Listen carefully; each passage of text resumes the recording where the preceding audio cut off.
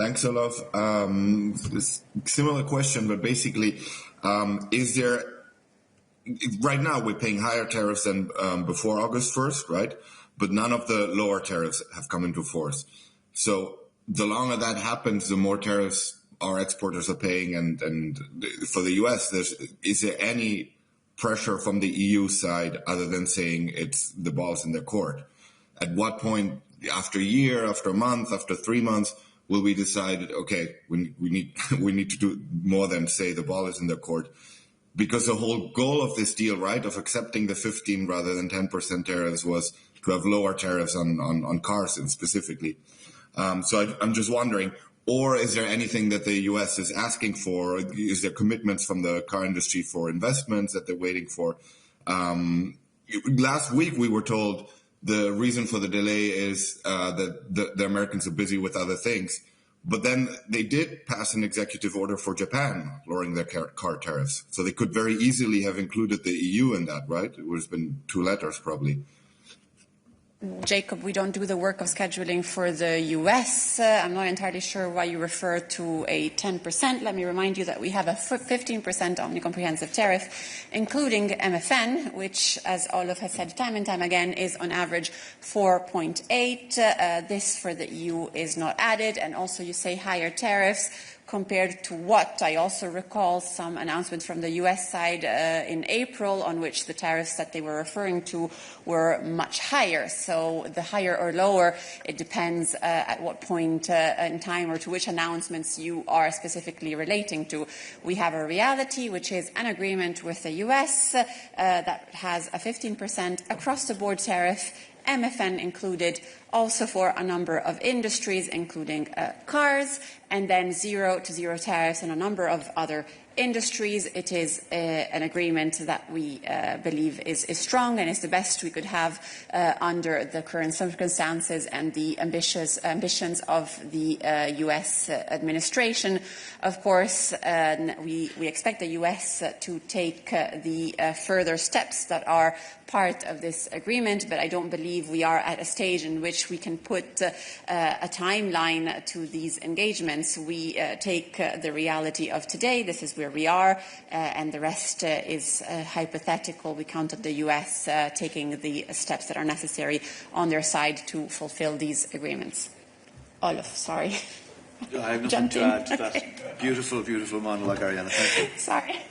Okay. Jacob, you have a follow-up.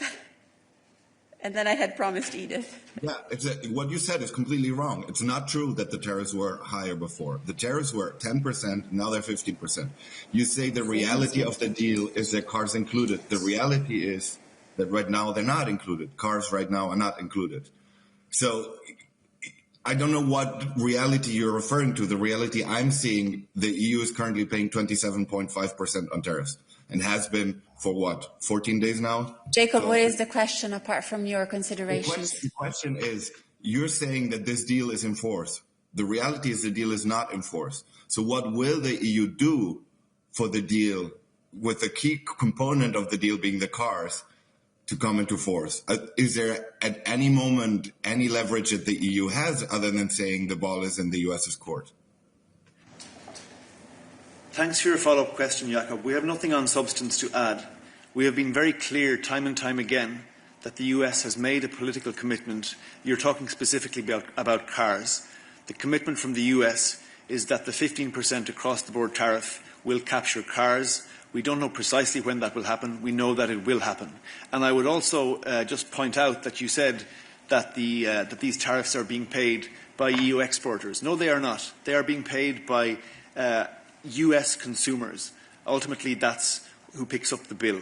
We've been very clear from the get-go in this saga involving tariffs that we believe tariffs are taxes, that they don't do any good, they harm the global economy, they put additional pressure on both sides of the Atlantic. That remains our view. Nonetheless, we have worked extremely hard to try and extract the best possible outcomes for the European Union in this very challenging scenario. And I remind you as well that in parallel to the work we've been doing to make the best of this challenging scenario, We are signing trade deals with partners around the world, which will improve our competitiveness, open up new export opportunities, and give us substantial ways to offset any damage that such tariffs may do. Second of all, we are taking strong action to remove the barriers within our own internal market. And the clear evidence, the clear economic evidence shows that if we were to remove those tariffs that prevent the single market from being all it can be in terms of trade, in terms of financial services, in terms of freedom of movement, workers, etc., that it would vastly outstrip any loss to our economy from potential tariffs now or in the future. So all that work is happening. It will continue to happen. We look forward to the US implementing its political commitment, and we will take the work from there. We have about 15 minutes left together. I have a number of hands raised from remote and in the press room. Jacob, it's the third question you're asking. I would ask you to keep it very short, and then after this one, I will ask you to pick it up bilaterally with Olaf, because I think it's fair for colleagues to be given the floor as well. Jacob. Sure.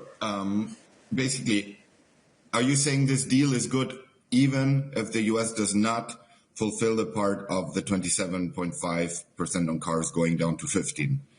Because US consumers are paying the tariffs anyway, so this deal is good for the EU also if the US does not deliver on the cars? Thanks for your last question, Jakob.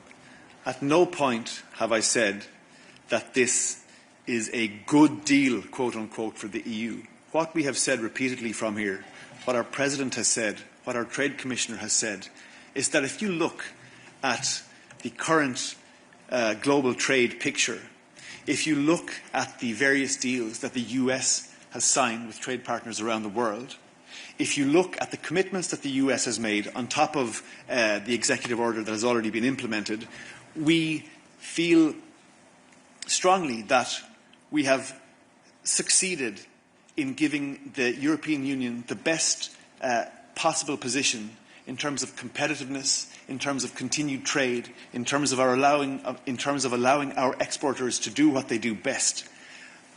So yes, we look forward to the US implementing their final commitments, and in the meantime, I repeat, the work we are doing to strengthen our network of global trade partners and the work we are doing to remove all possible barriers within our own internal market gives us a strong position to remain competitive and to remain agile in strengthening our economy going forward.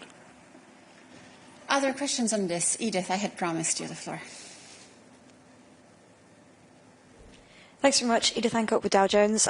Just to follow up on Jacob's question as well, and also I just wanted to pick up on some of your wording, Olaf, earlier. You said that you're waiting for the Commission is waiting for the US to follow through on its political commitments.